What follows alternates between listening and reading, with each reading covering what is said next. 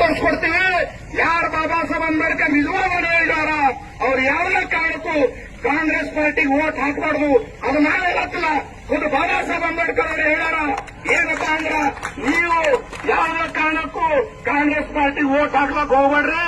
Congress party ನನಗೆ ಬಹಳ ಸತಾಸಿಲ್ಲ, ಸಂವಿಧಾನ ಬಿಡ್ಲಕ್ ಕೊಟ್ಟಿಲ್ಲ, ನನಗೆ MP ಆಗಕ್ ಬಿಟ್ಟಿಲ್ಲ. ನಾನು ಮೊದಲನೇ ಚುನಾವಣೆಗೆ ನಿಂತಾಗ ನನಗೆ ಈ ಸೋಲಿಸಿರ್ತಕ್ಕಂಥ ಪಾರ್ಟಿ ಯಾವ್ದಾದ್ರಪ್ಪ ಅಂದ್ರೆ ಅದು ಕಾಂಗ್ರೆಸ್ ಪಾರ್ಟಿ ಅಂತ ಹೇಳ್ಯಾರ ಬಾಬಾ ಸಾಹೇಬ್ ಅಂಬೇಡ್ಕರ್. 56 ಅಲ್ಲಿ ಪ್ರಾಣ ಬಿಡ್ತಾರೆ. ಸತ್ತೋದ್ ದಿವಸ ಅವ್ರ ಮನೇಲಿ ಶವವನ್ನ ದೆಹಲಿಯಿಂದ ಬೊಂಬಾಯಿಗೆ ಸಾಗಿಸಬೇಕು. 5,000 ರೂಪಾಯಿ ವಿಮಾನ ಖರ್ಚಾಗುತ್ತಂದ್ರೆ ಮನೆ ಎಲ್ಲ ಹುಡುಕಿದ್ರೆ 2,000 ಇಲ್ಲ.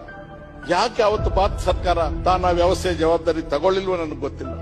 ನಮ್ಮ ಹಿರಿಯ ಕಾಂಗ್ರೆಸ್ ಮುಖಂಡಗಳು ನನ್ನ ತಪ್ಪಾಗಿ ತಿಳ್ಕೊಳ್ಬಾರ್ದು. ಬಹುಶಃ ಅವರು ದೇಶಕ್ಕೆ ಮಾಡಿದ ಸೇವೆಗೆ 52ರ ಸಾರ್ವತ್ರಿಕ ಚುನಾವಣೆಯಲ್ಲಿ ಕಾಂಗ್ರೆಸ್ ಪಕ್ಷ ಮುಂದಾಗಿ ಅವರನ್ನ ಅವಿರೋಧವಾಗಿ ನಾವು ಆಯ್ಕೆ ಮಾಡಬೇಕಾಗಿತ್ತು. ಇದೊಂದು ಲೋಕ ಮಾಡಿದ್ದೇವೆ ನಾವು ಅಂತಕ್ಕಂಥ ಮಾತನ್ನು ನಾನು ಹೇಳ್ತೇನೆ. ತಪ್ಪು ಯಾರು ಮಾಡಿದ್ರು ತಪ್ಪೆ. ಈಗ ಹಾಡಿ ಹೊಗಳೋದು, ಟೈಟಲ್ಸ್ ಕೊಡೋದು ಬೇರೆ, ಆತ್ಮವಂಚನೆ. ಬದುಕಿದ್ದಾಗ ಅಪಮಾನ ಮಾಡೋದು, ಸತ್ತೋದ್ಮೇಲೆ ಹೊಗಳೋದು. ಬಹುಶಃ ಅವರಿಗೆ ಆ ಮನಸ್ಸಿಗೆ ನೋವಿಲ್ಲದೆ ಇದ್ದಿದ್ರೆ ಭಾರತ ದೇಶದ ಇತಿಹಾಸ ಬೇರೆ ದಿಕ್ಕಿಗೆ ಹೋಗ್ತಿತ್ತು.